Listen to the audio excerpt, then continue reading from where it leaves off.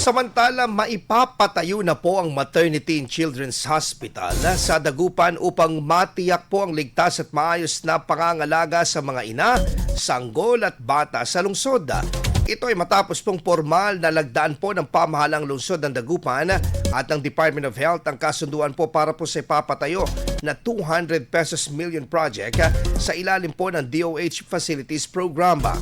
Ayon po sa ulat, pamamahalaan po ito ng lokal na pamahalaan ng nasabing ospital na magsisilbing sentro ng panganganak at agarang serbisyong medikal para sa mga kababaihan at mga bata.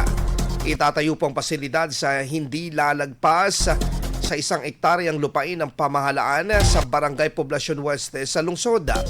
Samantala, ayon sa City Health Office, layunin ng proyekto na mabawasan ang panganib sa panganganak sa tahanan at maiwasan ang komplikasyon sa mga panganganak sa pamamagitan ng mas maayos at abot kayang serbisyong medikal.